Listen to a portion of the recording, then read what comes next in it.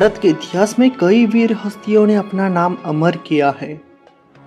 आज उन्हीं में से एक मराठा साम्राज्य के दूसरे छत्रपति संभाजी महाराज यानी शंभूराजे, इनके बारे में उनकी जयंती के अवसर पर मैं अथर्वा मेटकरी यानी वेंकटेश आपको कुछ बताना चाहता हूँ। वो आप शांति से सुनिए और अंतर्मुख होकर विचार कीजिए, यही उम्मीद मन में रखते हुए आगे बढ़ता हूँ। मराठा साम्राज्य की स्थापना श्री छत्रपति शिवाजी महाराज जी ने 1674 में की और तभी से इस साम्राज्य की शुरुआत हुई। उन्होंने कई वर्ष औरंगजेब के मुगल साम्राज्य से संघर्ष किया।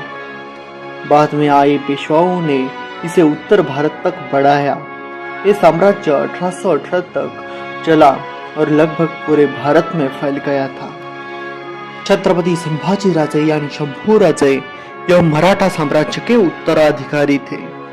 उस समय मराठाओं के सबसे प्रबल शत्रु मुगल बादशाह औरंगजेब का शासन हिंदुस्तान से समाप्त करने में उनकी प्रमुख भूमिका रही थी। संभाजी राजे अपनी शौर्यता के लिए काफी प्रसिद्ध थे।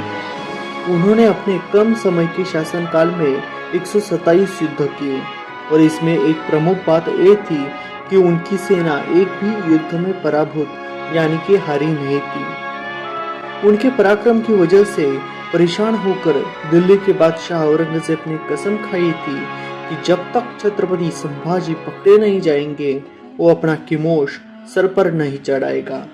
यह दहशत थी छत्रपति संभाजी महाराज के पराक्रम की। संभाजी राजे का जन्म 14 मई 1657 को पुरंदर किले पर हुआ। ये पुणे से लगभग 50 किलोमीटर की दूरी पर है। वो शिवाजी महाराज की पहली और प्रिय पत्नी सईबाई के बेटे थे। वो महज 2 साल के थे जब उनकी मां की मौत हो गई, जिसके चलते उनकी परवरिश उनकी दादी जिजाबाई ने की।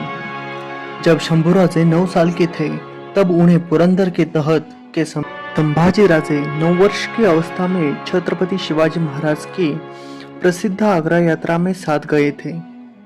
मुगलों से समझौते के फलस्वरूप संभाजी राजे मुगल सम्राट द्वारा राजा के पद तथा पंच हजारी मनसब से विभूषित हुए। औरंगजेब की मुगल छावनी में मराठा सेना के साथ उनकी नियुक्ति हुई। युग प्रवर्तक राजा के पुत्र रहते हुए उनको यह नौकरी मान्य नहीं थी, किंतु हिंदवी स्वराज्य स्थापना की शुरू के दिन होने के कारण और पिता छत्रपति शिवाजी महाराज के आदेश के पालन हेतु केवल 9 साल की उम्र में ही इतनी जिम्मेदारी का लेकिन अपमानजनक कार्य उन्होंने धीरज से किया। जब शिवाजी राजे औरंगजेब को चकमा देकर आगरा से निकले थे तब बाल शंभू की जान को खतरा भांपकर शिवाजी महाराज जी ने उन्हें मथुरा में एक ब्राह्मण के घर छोड़ दिया और उनके मरने की अफवाह फैला दी। उधर रायगढ़ पर उनके अंतिम संस्कार भी हो गए थे। उनकी पत्नी यसुबाई सती भी जाने लगी थी। यह एक गनीमी कहावत था। उसे अंग्रेजी में गोरिल्ला वार सिस्टम भी कहते हैं। उसी वजह से बाल शंभू कुछ महीनों बाद स्वराज में सही सलामत पहुंचे, परंतु गए हुए बाल शंभू थे और आए हुए युवराज संभाजी थे।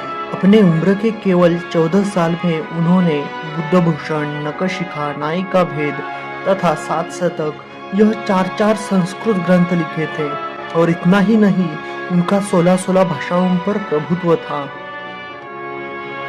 छत्रपति शिवाजी महाराज के राज्याभिषेक और हिंदवी स्वराज्य के बाद स्थापित हुए अष्टप्रधान मंत्रिमंडल में से कुछ लोग शंभू राजे के खिलाफ हुए, संभाजी राजे को बदनाम करते रहे हो।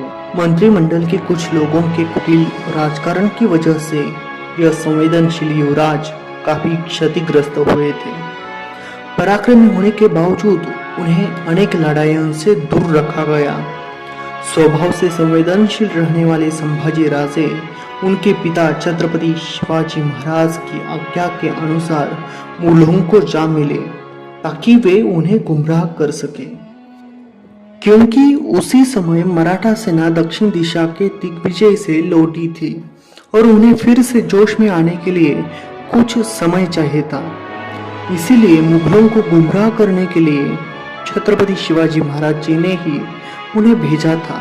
वह एक राजतंत्र था। बाद में छत्रपति शिवाजी महाराज जी ने ही उन्हें मुगलों से मुक्त किया। इतने बड़े साहसी और उत्तम शासक होने के बावजूद कम जानकारी होने के कारण उनका चरित्र एक चरित्रहीन तथा व्यसनी राजा का दिखाई गया।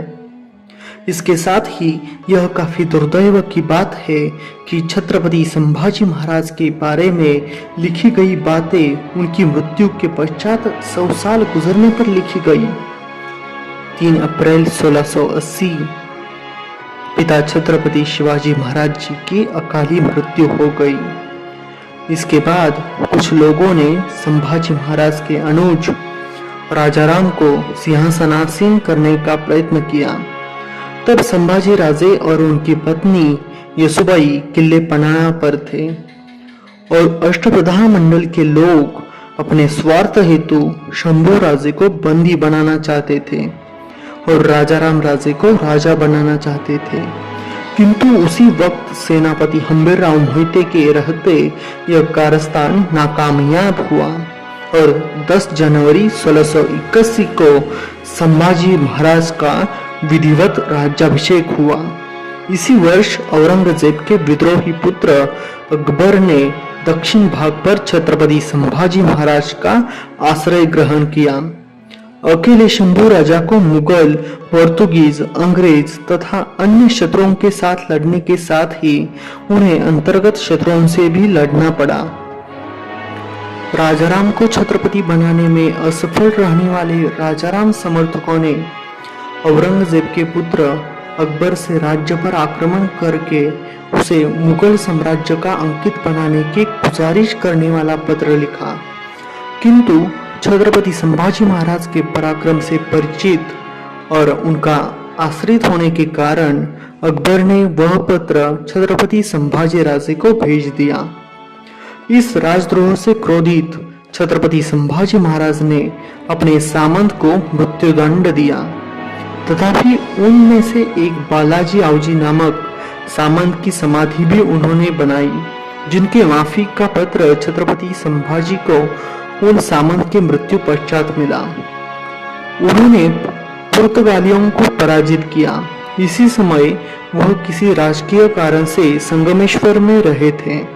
जिस दिन वो रायगढ़ के लिए प्रस्थान करने वाले थे, उसी दिन कुछ ग्रामस्थ ने अपनी समस्या उन्हें अर्जित करनी चाहिए, जिसके चलते छत्रपति संभाजी राजे ने अपने साथ केवल 200 सैनिक रखे थे और बाकी सेना को राजगढ़ भेज दिया था। उसी वक्त उनके एक फितूर, जिनको उन्होंने वतनदारी देने से इनकार किया था, और वो फितूर और कोई नहीं था, खुद के रिश्तेदार पत्नी यसुबाई के सगे भाई गणोजी शिर्के नामक व्यक्ति था। गणोजी शिर्के ने मुगल सरदार मुकरब खान के साथ गुप्त रास्ते से 5000 की फौज के साथ वहां पहुंचा। यह वह रास्ता था जो सिर्फ मराठों को पता था। इसीलिए संभाजी महाराज को कभी नहीं लगा था कि शत्रु इस ओर से भी आ सकेगा। उन्होंने लड़ने का प्रयास किया, किंतु इतनी बड़ी फौज के सामने 200 सैनिकों का प्रतिकार काम नहीं कर पाया और शोपुत्र शंभू राजे को मुगलों ने बंदी बनाया और औरंगजेब के सामने लेकर आए।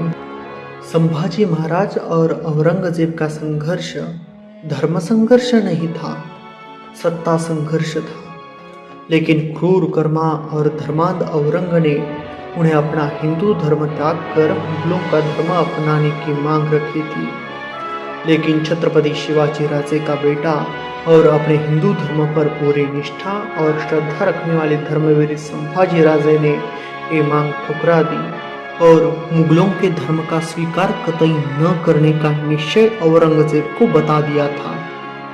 छत्रपति संभाजी राजे को पीड़ा देने का काम मुगलों ने औरंगजेब के कहने पर 1 महीने तक चालू रखा और उनको महीना भर तड़पाते रहे। आखिर 11 मार्च 1689 हिंदू नववर्ष दिन को उनके शरीर के टुकड़े टुकड़े करके औरंगजेब ने हत्या कर दी किंतु ऐसा कहते हैं कि हत्या पूर्व औरंगजेब ने छत्रपति संभाजी महाराज से कहा कि मेरे 4 पुत्रों में से एक भी तुम्हारे जैसा होता तो सारा हिंदुस्तान कब का मुगल सल्तनत में समाया होता। औरंगजेब उसकी अंतिम क्षणों में संभाजी महाराज जी के बारे में बोलता है, सचमुच छावा है छावा शेर का। हमने आंखें निकाल दी उसकी, लेकिन उसकी आंखें झुकी नहीं हमारे सामने। हमने जबान काट दी उसकी, लेकिन उस जबान से उसने मांगे नहीं रहम के 2 लफ्ज। हमने हाथ तोड़ दिए उसके, लेकिन नहीं फैलाए उसने अपने हाथ हमारे सामने। हमने पांव काट दिए उसके, लेकिन नहीं टेके उसने अपने घुटने हमारे सामने। हमने गर्दन काट दी उसकी, लेकिन उसकी गर्दन नहीं झुकी हमारे सामने।